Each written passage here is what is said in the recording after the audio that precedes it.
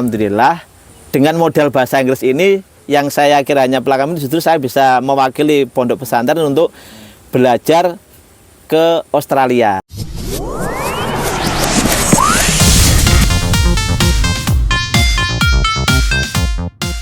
Bismillahirrahmanirrahim. Assalamualaikum warahmatullahi wabarakatuh. Alhamdulillahirabbil alamin. Puji syukur kehadirat Allah Subhanahu wa taala atas segala limpahan rahmat, taufik serta hidayahnya sehingga pada kesempatan kali ini kita bisa menjalankan salah satu program dari ISNU Media Crop, yakni kajian Ramadan. Tentu tidak hanya di sesi ini, akan sesi-sesi selanjutnya. Sahabat-sahabatku, kali ini kita ditemani oleh salah satu sarjana pendidikan, jurusannya bahasa Inggris, tapi beliau fokus untuk menekuni dunia pertanian. Langsung saja kita sapa beliau. Assalamualaikum Pak Basori. Waalaikumsalam warahmatullahi wabarakatuh. Puasanya lancar nggih? Alhamdulillah, belum okel. Masih awal. Nggih. Saya mulai dari hal yang mendasar Pak Basori. Nggih. Kalau menurut Bung Karno, petani itu adalah penyangga tatanan negara. Kalau menurut Mbah Hasim, petani itu adalah sang penolong. Menurut panjenengan, petani dan pertanian itu seperti apa menurut panjenengan? Iya, terima kasih. Wah, ini pertanyaan mendasar tapi untuk apa ya? Sangat mudah pertanyaan tapi jawabnya sangat sulit. Alhamdulillah kalau pertanian menurut versi kami mungkin memang sedikit beda ya. Jadi saya mensikapi pertanian ini bukan atau petani. Kalau pertanian itu ya memang bagi kami sebagai seorang sarjana, sebagai seorang alumni pesantren atau sebagai seorang santri lah ya. Ini adalah sebuah ladang dakwah yang sangat istimewa untuk diterjuni. Jadi bertani ini adalah betul-betul the real jihad kalau saya ngomong gitu ya. Jadi betul-betul sesuatu yang memang dibutuhkan dan ini ya medan sesungguhnya dalam berjuang, dalam berdakwah sebagai kaum intelektual atau sebagai seorang sarjana atau kita sebagai seorang santri yang sudah ditempa di pondok pesantren ya ini saatnya mengaplikasikan. Dan saya memilih ini karena ladang yang paling subur lah untuk berdakwah atau ladang sebagai ladang dakwah yang untuk paling mudah atau paling asik untuk diterjuni. Berarti bertani itu menurut panjenengan itu yang sifati sebagai ladang untuk berdakwah dan beramal mendekatkan diri pada Gusti Allah. Oke. Sebelumnya saya pengen tanya Pak Basori, jenengan latar belakangnya dari sarjana pendidikan sebelumnya. Betul, sarjana pendidikan bahasa Inggris. Terus kok bisa mencolot dari sarjana pendidikan sampai akhirnya memilih untuk fokus di dunia pertanian itu seperti apa, Pak? Ya, alhamdulillah memang saya dididik di Uniska Kediri fokus belajar bahasa Inggris. Cuman alhamdulillah di waktu yang sama selain sebagai seorang sarjana, sebagai seorang mahasiswa maksud kami, saya juga tinggal di pesantren. Jadi saya juga ikut di pondok pesantren yang itu memang tempat belajar saya sungguhnya. Kalau di kampus istilahnya saya itu hanya bukan hanya untuk melengkapi lah. Jadi ya memang ketertarikan saya lebih senang, lebih menikmati ketika saya itu di pesantren. Makanya bahasa Inggris ini ya hanya sebagai pelengkap yang ternyata alhamdulillah dengan modal bahasa Inggris ini yang saya kira hanya pelakam ini justru saya bisa mewakili pondok pesantren untuk belajar ke Australia. Oh, sampai Australia aja, Pak? Ya, alhamdulillah diberikan kesempatan oleh pemerintah provinsi untuk mengikuti seleksi kompetisi mewakili pondok pesantren kami, Pondok Salafiyah untuk terbang ke Australia. Tapi kami juga belum tahu apa yang dipelajari di sana. Ternyata di sana itu kita dibawa ke perguruan tinggi yang fokus di pertanian di Kanderdin College di Australia Barat di Perth ya. Itu belajarnya pertanian. Cuman memang pertaniannya sudah sangat modern. Jadi sangat jauh dengan di tempat kita gitu. Makanya kita mixkan ya, kita mix ya ilmu yang dari pertanian di Australia ini coba kita aplikasikan. Gitu. Terus selama ini jenengan yang sudah berjalan ini Pak, sudah berjalan itu bertani apa mawon Pak?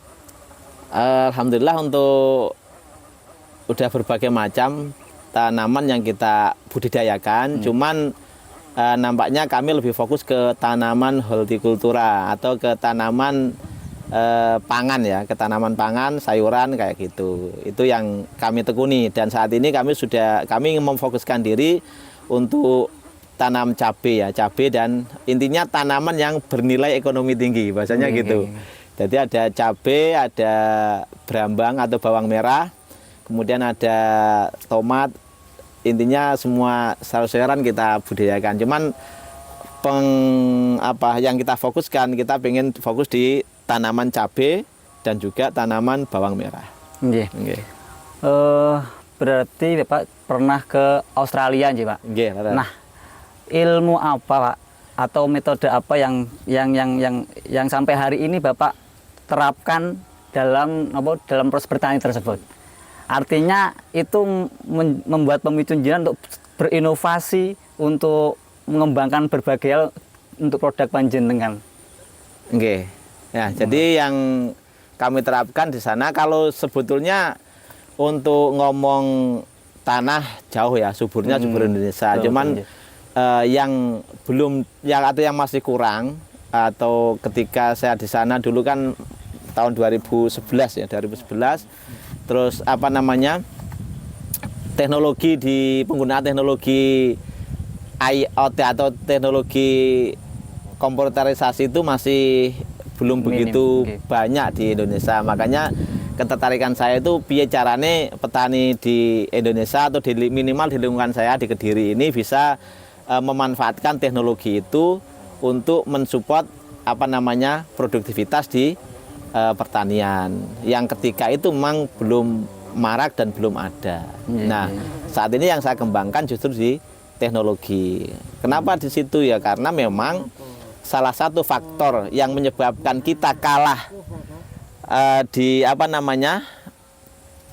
dengan petani-petani luar, kita kalah itu ya di kos produksi. Kalau di luar negeri semua mekanisasinya jalan. Jadi istilahnya tenaga kos produksinya jadi rendah karena mereka sudah menggunakan teknologi tadi. Mekanisasinya bagus. Nah, itu yang ingin kami terapkan di sini. Dan alhamdulillah ini sudah mulai ya. Sistem irigasi kita udah pakai otomasi. Kemudian meskipun yang paling simpel lah, belum IoT ya, belum full teknologi, tapi masih ada campur tangan manusia, pakai teknologi Bardi kayak gitu udah mulai kita terapkan. Saya belum jelaskan di awal bahwa Bapak Basori ini adalah salah satu ketua Gapoktan. Beliau juga salah satu penggerak di P4S, Bang. Ya, P4S Lumbung Tani Mandiri. Lumbung Tani Mandiri ya. Nah, salah satu istilahnya pun program unggulan dari P4S atau Lumbung Tani Mandiri itu seperti apa, Pak? Atau visi dan misinya, semangatnya seperti apa gitu? Ya, alhamdulillah kalau fokus di kami sebetulnya bukan di IT-nya. Jadi kalau di Lumbung Tani Mandiri itu lebih menjawab permasalahan di masyarakat. Karena memang akhir-akhir ini seperti kita ketahui masalah utama di masyarakat petani ini adalah pupuk. Nah, kita sudah mulai mengarah ke sana dan untuk penggunaannya juga tetap akan efektivitasnya tercapai ketika kita pakai teknologi tadi. Fokus di kami lebih ke istilahnya jamu ya. Kalau di kami bukan pupuk istilahnya, karena profesor atau penemu dari ramuan ini atau formula ini adalah Prof. Hari Abdul Salam. Itu beliau menamakannya jamu. Saudara, berarti jenengan membuat pupuk sendiri? Iya betul, bahasa di luar pupuk, tapi bahasa kami pakai jamu. Jadi jamu bumi atau jamu sehat tanah penaknya ngomong itu. Dan itu non kimia berarti, Pak? Alhamdulillah bahannya semua alami dari lingkungan sekitar dan insya Allah juga suci dan bagus gitu loh. Bukan hanya, kalau mungkin istilah kimia nanti gini, takutnya karena air pun juga kimia ya. Jadi mungkin air itu juga punya apa namanya? Zat kimia. Punya ini namanya apa? Kode kimia air kan hidrogen. Udara juga kimia, ya kan? Oke. Kemudian apa namanya? H2O2 juga kimia, tapi itu juga istilahnya bio ya, mungkin dari sumbernya dari bio itu tanaman gitu aja. Tapi kalau itu dikatakan kimia sebetulnya juga kimia tapi bukan sintetis, bukan buatan. Iya, iya, iya. Karena dia punya unsur kimia. Yang saya pakai kan air kelapa. Air kan jelas H2 kan, H2 hidrogen itu kan air itu. Istilahnya sing penak apa ya?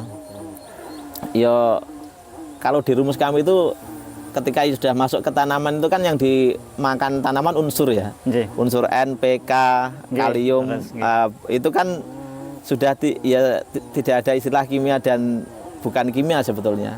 Karena sudah unsur. Nah, itu ketika cek pun juga residunya nggak ada sebetulnya. Nggih, nggih, nggih. Baik, sahabat-sahabatku, jangan lupa tetap ikuti channel kita karena kita akan menunjukkan hal-hal yang terus edukatif. Cukup sekian. Ihdinas siratal mustaqim. Wassalamualaikum warahmatullahi wabarakatuh. Waalaikumsalam warahmatullahi wabarakatuh. Terima kasih, Terima kasih. Nggih.